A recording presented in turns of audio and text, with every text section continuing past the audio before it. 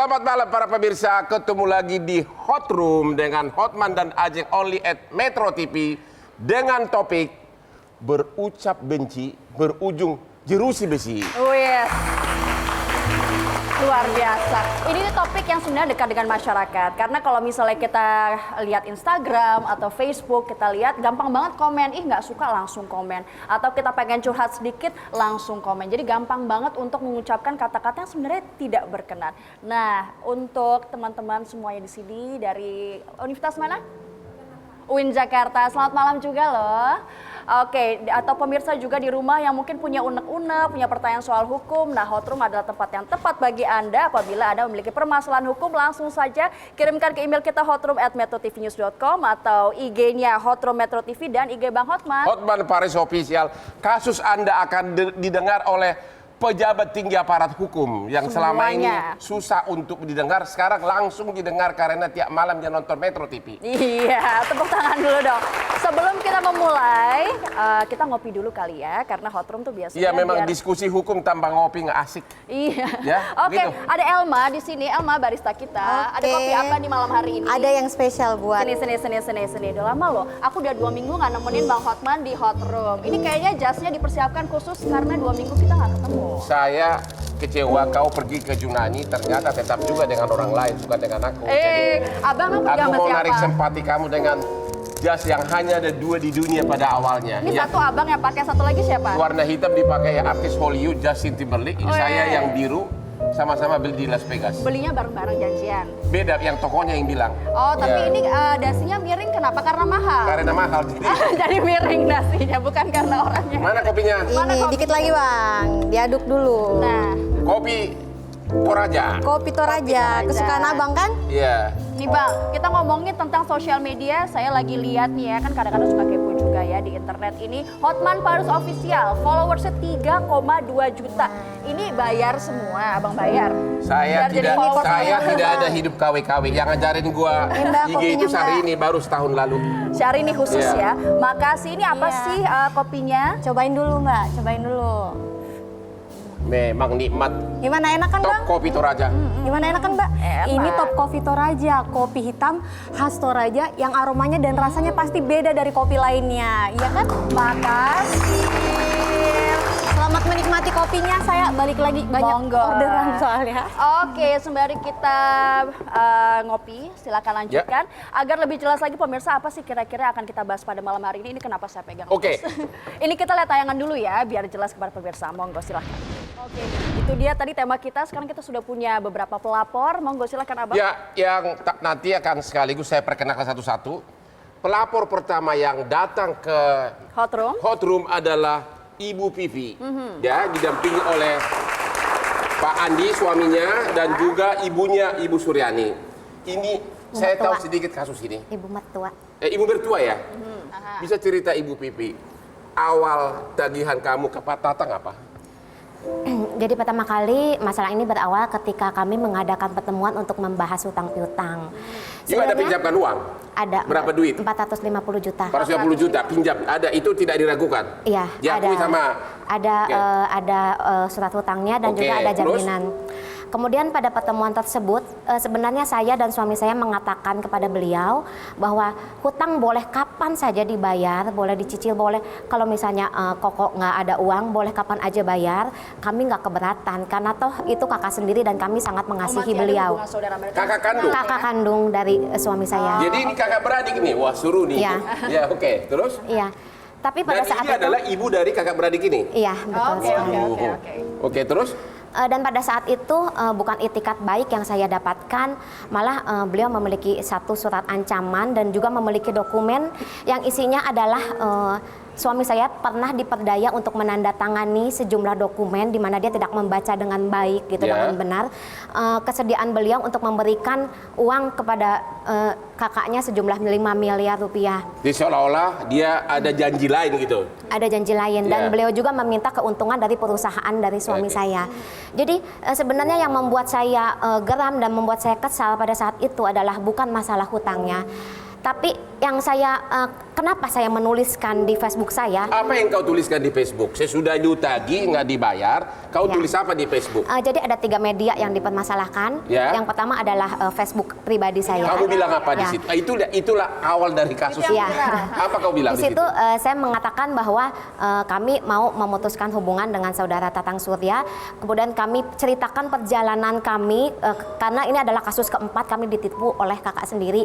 Jadi kami ceritakan dari pertama sampai terakhir. Jadi kau mengatakan bahwa kau korban penipuan, itu intinya? Iya, begitu intinya. Oh, ditipu oleh si kakak sendiri. kakak sendiri. Jadi Terus?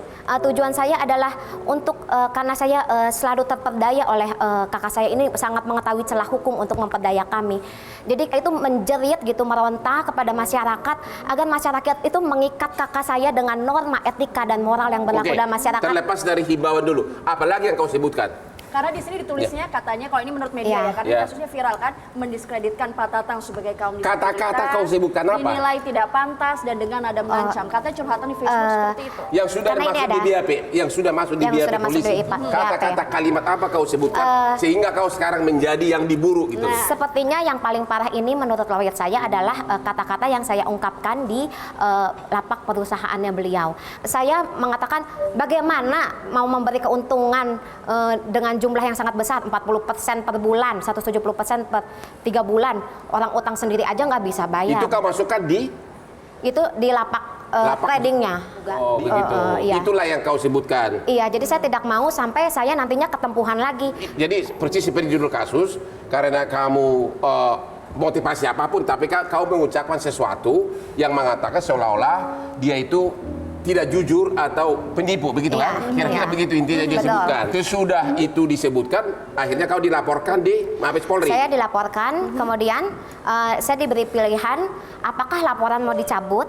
Pilihan saya adalah pertama memberi uang damai sebesar 2 miliar rupiah, ataukah saya akan dipecat dan dipenjara. Piutang kamu 450 juta, Ya. karena kau emosi, kau mengeluarkan kata-kata yang bisa diduga pelanggaran Ya. nama baik dia. Akhirnya kau dilaporkan ke polisi sebagai imbalannya. Tatang mengatakan, gua cabut di laporan polisi, tapi bayar gua 2M, begitu? Iya, betul. 2 miliar. Iya. Itu dari permasalahan. Oke, gimana sisinya Pak Tatang? Kita akan break sebentar, kita akan dengar bagaimana versi dari Pak Tatang. Selepas jeda, tetaplah bersama kami di Hot Room Metro TV.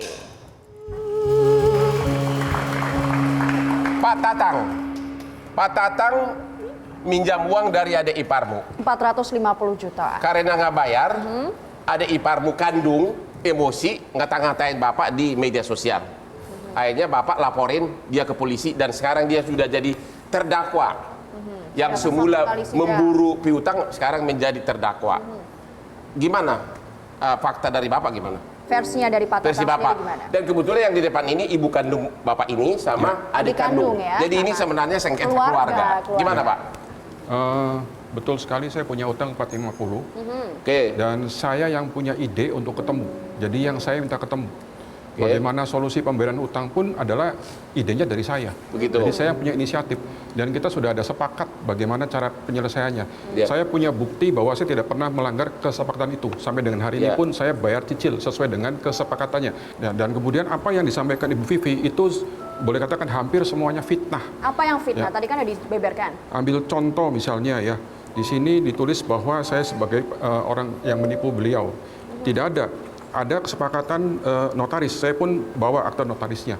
Nah kemudian beliau menulis bahwa Pak Andi teken blanko, ya saya ingin tanya, blanko notaris mana yang mau teken blanko? Tidak ada. Saya dituduh mengambil aset perusahaan. Ya, kemudian juga saya disebut saya menitipkan uang 3M di rekeningnya Vivi. Tolong buktikan itu, bisa tidak? Ya, kemudian nanti ada rekamannya, Vi. Kemudian juga saya dibully dengan kata-kata yang menurut saya ini adalah salah satu kasus ITE dengan bukti yang paling banyak di Indonesia saat sosial ini. media. Kalimat apa yang paling Kalimatnya, muncul? saya minta Perasaan apa? saya boleh nggak minta waktu sedikit? 1 menit iya, ya, saya silakan, bacakan. Tapi Oke. singkat ya, Singkat saja. pokoknya. Oke. Apakah kalimat Ya. dia? Ya, ada 4 kategori kata-katanya. Pertama adalah mengenai penghinaan body shaming. Cacat polio tidak bisa cari kerja. Saya ada buktinya, ya, saya ada buktinya. Nah, kemudian Yang juga masuk di BAP kalimat yang mana? yang masuk di BAP macam-macam. aja. Saya bisa tunjukin tapi Contoh yang dimasuk di BAP kalimat mana yang menjerat dia jadi tersangka yang terdakwa? tidak masuk BAP adalah yang masuk BAP tidak bisa cari kerja di orang lain. Saudaranya gak bakalan bisa cari kerja orang lain karena cacat polio. Ya. Tang. Oke, cukup. Saya kira Ya. pesan dari Bapak sudah jelas bahwa pada dasarnya Anda menuduh bahwa banyak kata-kata yang sudah di luar konteks hutang yang mencemarkan nama baikmu. Gimana kata ibu kandungmu sendiri? Emang benar kandung dari Pak Tatang. Memang Ibu banyak kandung. Tatang. Ya. Udah, jangan permasalahkan apa sih gunanya coba. Pertanyaannya Bu, kenapa ini nggak bisa didamaikan sampai ke sidang? Padahal ini anak ibu kandung sama mantu. Iya, aneh. Saya punya bukti Udah, banyak sini. Pan. Komennya aja 200-an lebih. Udah nggak ada gunanya, nggak ada gunanya. Emang benar kok. Udah benar. Ada komentar dari suami Iya, Bu dan Vivi? sebagai adik, Sebagai adik kandung dari Benar gitu. pelapor? Omong ya semua depan. Bu Vivi mungkin Dimasukin koran. Ya, saya kira di kasus keluarga. ya, saya kira adik Pak Tatang sendiri rada sedih. Bantu aku. Nanti Saya kira bisa aku kita bisa bohong. maklumin, ya. Tapi dia mau ngomong. Dia mau ngomong, silakan. Gimana Pak? Pernah waktu pinjam uang itu dia berjanji tidak akan menyusahkan, Tidak akan apa? tidak akan menyusahkan kami. Ya, Tapi itu semuanya bohong saja. Apa yang membuat keluarga Pak Andi begitu disusahkan dengan hutang Pak Tatang? Ya Kali-kali dipanggil. sudah berkali-kali kami perdaya, maksudnya itu ditekan-tekan kan maksudnya itu. Dimiskinkan juga pernah. Iya pernah itu. Pernah Seperti itu. dimiskinkan. Jadi ini yang Keempat luar kali. biasa. Masa istri saya sendiri mau dimasukkan penjara, kan jadi aneh gitu. Yang punya utang siapa, yang masuk penjara siapa, logikanya aja. Ya Oke. kan? saya kira cukup. Jadi yang diadili sekarang bukan konteks hutang piutangnya, ya. Udah di luar konteks Tapi itu di ya, luar Bang? konteksnya ya, karena kata-kata dan perbuatan di luar hutang piutang itu yang diadili sekarang, ya. Itu dan sekarang diadili di Pengadilan Negeri Jakarta Barat. Jakarta Barat. Oke, Sudah kita sidang melanjut ke pertama. kasus kedua biar nanti ditangkapi para ahli, ya. Kasus Nah, kedua, ini tentang Ibu Ani Hasibuan, mungkin ini juga viral, banyak sekali pemirsa yang sudah sering mendengar kasus ini baru saja terjadi. Sebelum kita mendengarkan bagaimana sebenarnya, kita punya tayangan juga untuk merefresh lagi apa sebenarnya kasus yang dialami oleh Ibu Ani Hasibuan. pelapor kedua.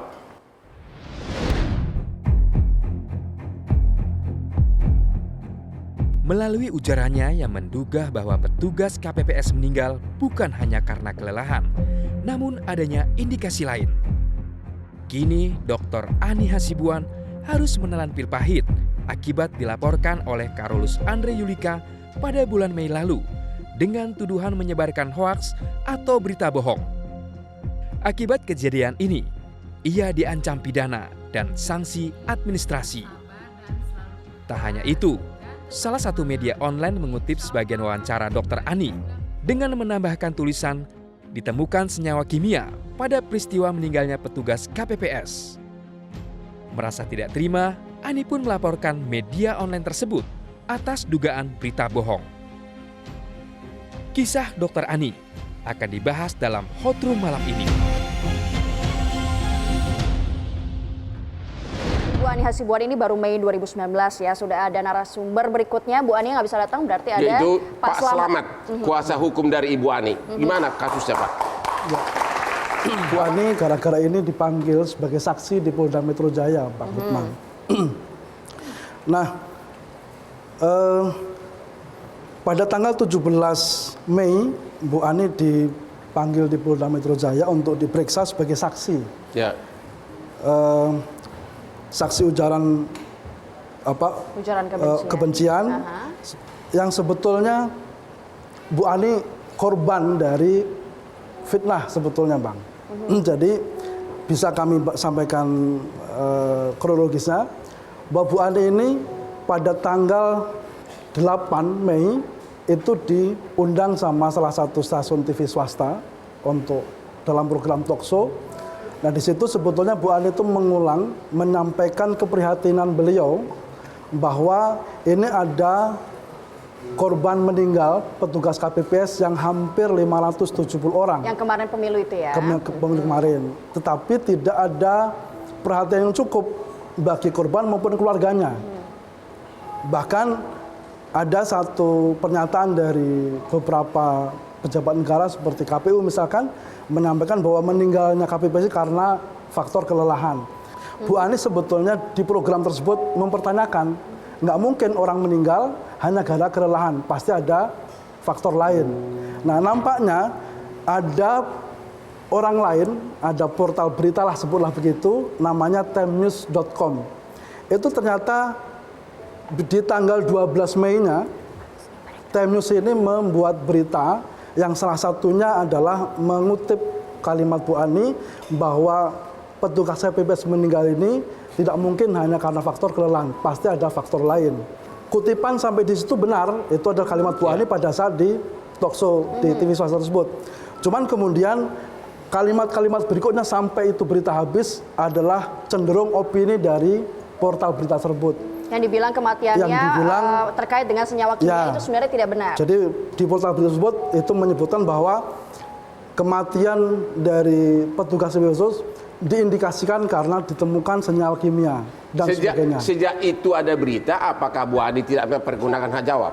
Membantah itu? Sudah, jadi Bu Ani ini tahu berita tersebut dari Time News ini setelah dipanggil polisi.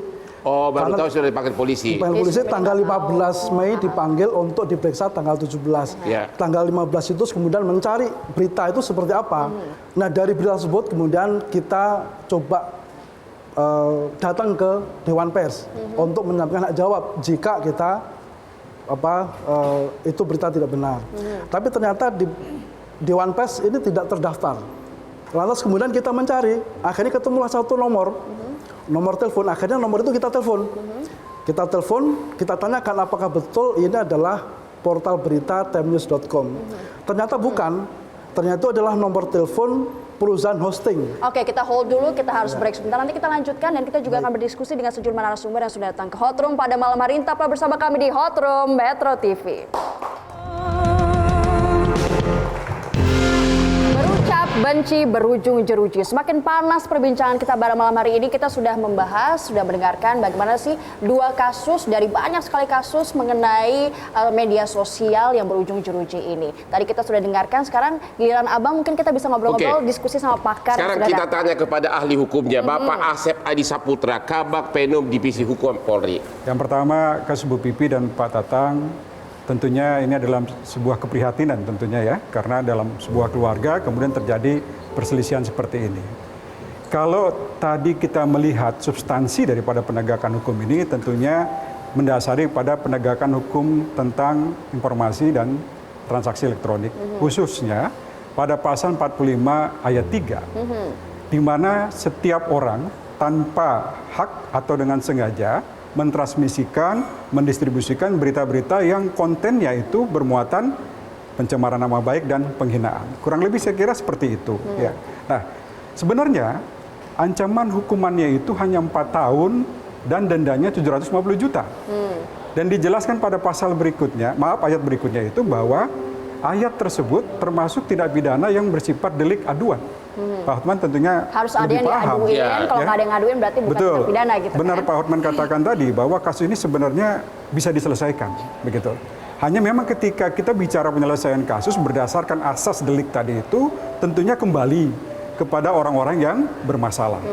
Tapi saya kira jalan ini tidak tertutup, sekarang kan masih dalam persidangan. Mudah-mudahan nanti ada sebuah proses yang memberikan kebijakan di mana kasus ini bisa diselesaikan. Jadi Bapak berpendapat sekalipun benar utang itu ada, sekalipun misalnya nih ya, sekalipun misalnya utang itu memang tidak dibayar oleh Pak Tatang misalnya nih ya, nggak menuduh ya, tetap dengan dia mengucapkan kata-kata itu hal terpisah dan itu bisa sebagai tindak pidana begitu. Dua tindak pidana yang berbeda. Secara gitu keperdataan persoalan atau perkara utamanya adalah utang piutang. Kita memahami itu.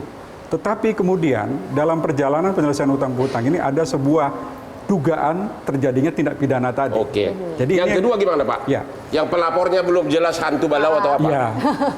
Pak Hotman, tadi saya sempat diskusi dengan Pak Selamat bahwa kasus itu saat ini kan sedang ditangani oleh Polda Metro Jaya di Direktorat Kriminal Khusus Metro Jaya. Jadi Pak Selamat tadi sudah menyampaikan perkembangan kasusnya dan sampai dengan hari ini berdasarkan keterangan penyidik masih klarifikasi. Masih klarifikasi, diharapkan nanti Ibu Ani kalau sudah kondisinya baik bisa datang ke penyidik untuk memberikan keterangan. Mengapa ini menjadi penting? Dua tujuan yang kita harapkan. Pertama, nanti ada sebuah kejelasan, konfirmasi. Tadi disampaikan bahwa Bu Ani tidak pernah menyampaikan statement itu yang kemudian dicuplik salah satu portal. Nah, ini perlu klarifikasi dari beliau. Yang kedua, tujuannya adalah kita melakukan penegakan hukum terhadap tadi portal yang diduga memuat berita tanpa ada konfirmasi. Jadi tentunya dalam persoalan ini kita melihatnya adalah bagaimana penegakan hukum itu harus secara komprehensif dan juga betul-betul menjunjung rasa keadilan. Oke, saya kira dari Jelas ya. dari Divisi Humas Mabes Polri udah jelas. Sekarang ahli hukumnya dulu, ya. Iya. Bapak Heri Firmansyah. Pantas nggak Ibu Pipi ini yang semula benar-benar dia hunter, dia yang berpiutang, kok jadi dia yang diadili hanya gara-gara emosi, gara-gara Curhat di piutangnya, sosial media. curhat sedikit emosi, gimana? Ya, dalam konteks ujaran kebencian, Undang-Undang ITE kita memang agak jalannya tertatih-tatih. Dalam Yang artian artinya? terlalu terbelakang. Karena tidak melihat dalam konteks hukum internasional secara luas, bahwa di beberapa negara, bahkan catatannya mungkin 50 lebih negara, itu sudah menyampaikan bahwa penghinaan, pencemaran nama baik itu tidak dimasukkan ke dalam lapangan hukum pidana lagi. Tadi malam 3 anak saya yang semuanya lulusan Fakultas Hukum Inggris, saya suruh cari jurisprudensi benar. Di Inggris itu pencemaran nama baik bukan tindak pidana, tapi dianggap tort, perbuatan melawan hukum perdata. Sepakat. Oke, itu berarti yang belum jelas di itu poin Indonesia. pertama. Karena bagaimanapun kalau kita lihat ada putusan MK nomor 50 PUU 6 Romawi tahun 2008 itu menyatakan bahwa dalam konteks ujaran kebencian ini masuk dalam masalah kelah delik atau delik aduan, sehingga harus ada aduan dari si korban. Tapi tetap masih tindak pidana sampai Betul, hari ini. betul. Tapi maaf Bang Horman, ada catatannya. Catatannya mengapa itu sampai delik aduan? Karena penilaian dalam konteks dalilnya ujaran kebencian ini lebih subjektivitasnya lebih tinggi. Jadi harus ada Tidak pihak objektif yang seperti- sakit hati Oke, gitu betul. ya. Kalau gitu kita fokus ke substansi. Menurut Bapak sebagai ahli hukum, pantas nggak dihukum bersalah nanti? Saya Kira-kira. saya bukan hakim ya Bang Horman Dari ya, segi tapi hukum. kalau saya melihat ini kan persoalan yang awalnya adalah hubungan baik antar keluarga. Ya. Sebisa mungkin diselesaikan dengan cara yang terbaik bagi keluarga. Aspek Apalagi- hukumnya gimana? Aspek hukum Ini kan sudah terdakwa nih. Kita kan sampai bicara sudah. aspek hukum itu Bang Horman tidak hanya bicara tentang kepastian hukum. Ya. Kalau kepastian hukum mungkin normanya sudah mencukupi sebagai delik sehingga masuk ke tahap pemeriksaan di pengadilan. Tapi yang perlu kita ingat ada nilai keadilan, ada nilai Jadi kemanfaatan. adilkah? Manfaatkah persoalan ini kemudian dibawa ke proses hukum? Kalau gitu ada pertanyaan, karena ini adalah delik aduan, boleh nggak delik aduan berdamai di persidangan? Kalau mereka berdamai nanti. Hakim itu dalam memutus sesuai pasal 183 KUHP, teori negatif minimum pembuktian, minimum 2 alat bukti plus keyakinan. Ya. Kalau ternyata hakim yakin dengan adanya perdamaian tadi itu lebih menimbulkan manfaat, Dan itu yang keadilan dicari juga. dalam konteks manfaat Jadi dan boleh menurut keadilannya. Bapak? Menurut saya hakim tidak juga bisa mengharamkan hal itu. Jadi hal itu yang menurut saya bisa menimbulkan rasa keadilan Kalau yang Pak lebih Asep, baik. wajib nggak hakim, ketua majelis, begitu ada perdamaian, tidak ada pilihan lain. Kayak perdata kan kalau udah berdamai harus Udah, Betul. selesai. Kalau delik aduan perkara pidana gimana? Saya kira gini Pak Hotman, kita harus melihat dalam dua perspektif ya. Kalau kita bicara sifat delik tadi, kelah delik, artinya kita mempunyai peluang Ya. untuk bagaimana bisa diselesaikan. Yang kedua saya rasa begini, dalam persoalan-persoalan tertentu, kita kan juga sudah sepakat tentang pendekatan restoratif justice, di mana penyelesaian hubungan perselisihan yang menimbulkan cedera, lalu kemudian ada di penyelesaian. Saya kira seperti Mas tadi katakan, tidak haram sifatnya kalau itu peluangnya ada. Oke, jadi kesimpulannya masih ada keluarga ini Peluang. untuk berdamai. Betul. Masih ada titik cerah. Saya pernah juga ada sidang di Surabaya, hakim berkali-kali mengatakan kalau ini karena ini delik aduan, berkali-kali kalau Anda cabut saya hentikan kasus ini. Oh, oke. Jadi kebijaksanaan hakim Ya, juga jadi ini bisa ya, Bang ya? kuncinya ini terutama di Pak Tatang. Kuncinya perdamaiannya. Saya nggak mengatakan Bapak bersalah atau tidak, ya kan? Kuncinya kan pelapor yang harus mencabut kan, karena dialah yang membuat delik aduan tersebut, ya. Dari Kominfo juga ada Oke. Pak Ferdinando Setu, Kepala Biro Humas Kementerian Kominfo. Gimana kalau melihat dua kasus ini dari ribuan kasus yang ada di Indonesia? Ya, dua kasus ini menarik potret dari wajah hukum kita, Betul. di mana bahwa regulasi memang clear menyatakan bahwa ini delik aduan, setiap orang harus diberikan perlindungan hukum ketika mereka berinteraksi di media sosial. Karena kita nggak bisa kontrol ya orang-orang itu ya. Artinya negara harus berperan di situ. Kita tidak bisa membayangkan ketika kita bermedia sosial tanpa ada undang-undang ITE. Betul. Orang saling mencaci maki. Pencemaran nama baik itu kan bersifat pribadi. Subjektif lah ya. Ngapain sih negara ngurus-ngurus ngerepoti? Kenapa nggak disebutkan aja bahwa pencemaran nama baik itu adalah perkara perdata? Kalau kepala negara oke lah kita bisa maklum. Tapi kalau individu seperti di negara maju itu murni perkara perdata. Kenapa Kominfo nggak memperjuangkan itu? Kita hold dulu jawabannya usai jeda pariwara berikut ini. Tetaplah bersama kami di Hot Room Metro TV.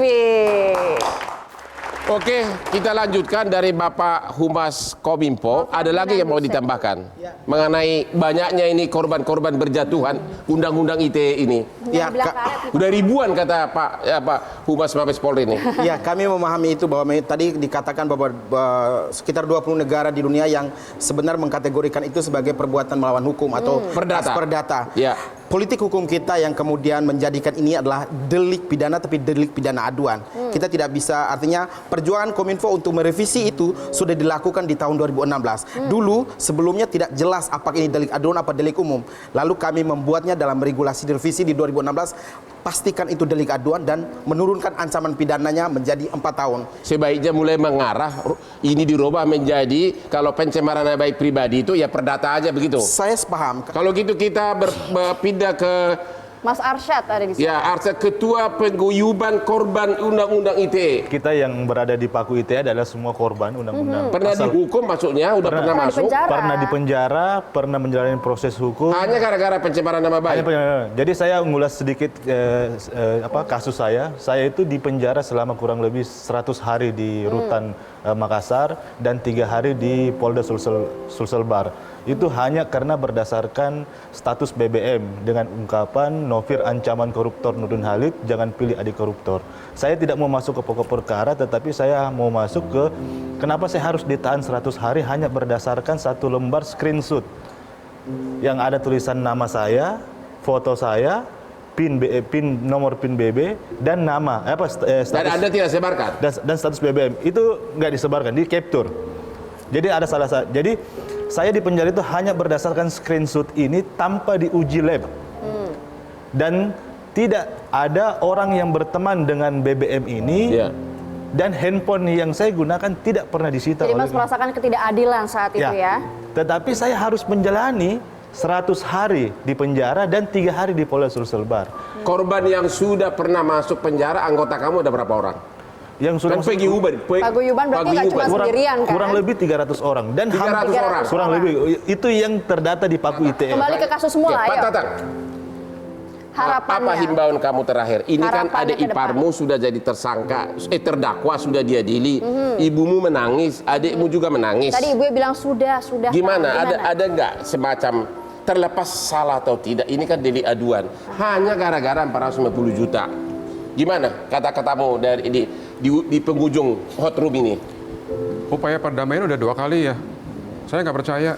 Saya punya alasan yang sangat kuat. Nanti saya buktikan di pengadilan. Walaupun ibumu nangis di sini. Dan bilang sudah cukup. Ya, jadi kita bongkar saja kasus ini supaya tahu persis masalahnya seperti apa. Oke. Karena ini ada unsur juga di dalamnya sebut-sebut perusahaan yang mana saya duga suaminya melakukan tindakan kriminal yang merugikan negara. Adik kandungnya. Adik kandungnya. Pak Andi. Adik kamu sendiri. Adik saya sendiri. Bongkar saja. Bongkar saja. Ini negara hukum, bukan negara hoak.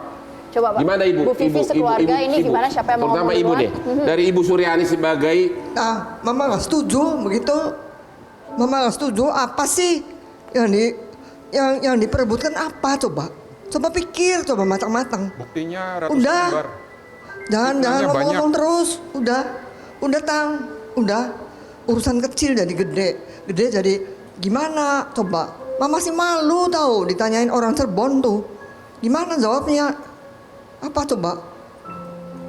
dan ini karena ini delik aduan, kesempatan untuk berdamai memang ada. Harus cabut oleh Pak Tatang sendiri. Kalau Pak Tatang sudah cabut, ya saya yakin hakim tidak akan menolak. Ya. Pak Andi mungkin. Ya, gimana? Sebagai adik kandung. Adik kandung dari Pak Tatang. Apakah mungkin bisa ya kalau mengetuk hati ada Pak utang Tatang. ya udah, apakah ya saling memaafkan bagaimana? Yang pertama memang harus saling memaafkan kan ya. Jadi Memang harus saling memaafkan, setuju. Semoga nanti Tuhan memberikan jalannya yang terbaik. Itu aja. Oke, kalau Ibu Pipi, apa Ibu nggak merasa juga terlalu kencang ngomongnya gitu loh di Facebook sosial gitu? media. Gimana tuh? Merasa nggak terlalu kencang gitu loh? Dengan daftar yang tadi dikasih kayaknya ada 3 lusin itu kata-kata mutiara keras. Ya, menurut saya itu kan seorang ibu ya. Saya mempertahankan harta saya untuk tidak diperdaya lagi. Anak saya harus sekolah. Semua ibu pasti berjuang buat anaknya bisa sekolah. Walaupun nanti saya harus sampai masuk ke penjara.